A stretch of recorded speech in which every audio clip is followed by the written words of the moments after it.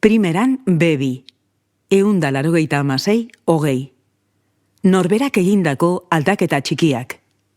They have a chance to take leadership, to prove they actually hear us. Greta Thunberg asko daude munduan hoietako 500 elkartu dira Nazio Batuen erakundean New Yorken. Gazten klimari buruzko goibilera egin dute aurrenengoz Nazio Batuen erakundean.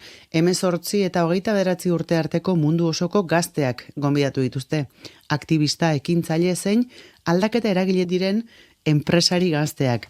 Leire Agirrazkoenaga da hoietako bat, 28 urte ditu, Leioakoa da, eta 7.000 gazteren artean aukeratu dute ordezkari. Bera da UNESCO MAP programaren delegatua. Ingurumena eta iraunkortasuna eta nazioarteko ekintza humanitarioen alorrean egina ditu masterrak, eta iraunkortasunerako hezkuntzari buruz ari da tesia egiten EHUn. Leire, egunon, gabon zuretzako. Kaixo, egunon, bai. Topaketa ze baliatu duzue bakoitzak, zertan ari den kontatzeko eta proposamenak egiteko?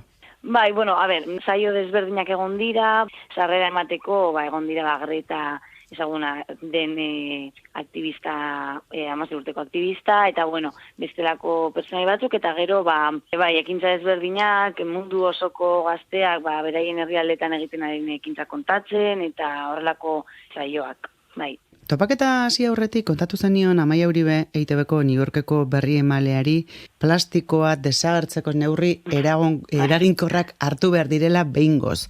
Hori izango zela zuk esan nahi zenuen kontuetako bat. Bai, begia esan, nik uste dute gauza interesgarria gaurko saiotan izan da, benetan eskatzen dena azkenean dira, benetako ekintzak hartzea orain, ez da?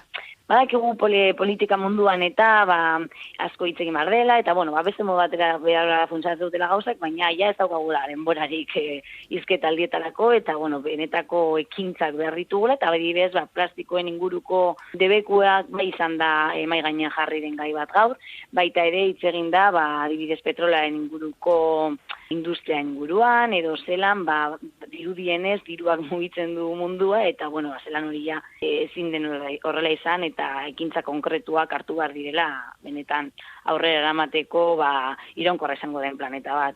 Eta berriztagarrien alde apostu egitea nahikoa izango alda, ze ideia atera dira?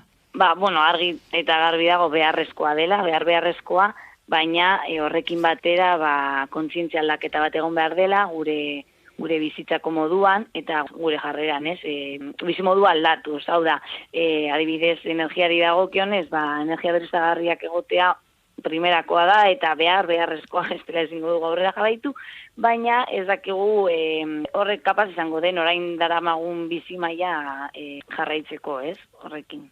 Munduan 1.800 milioi gazte zaudete, bakoitza alda erabakigarria.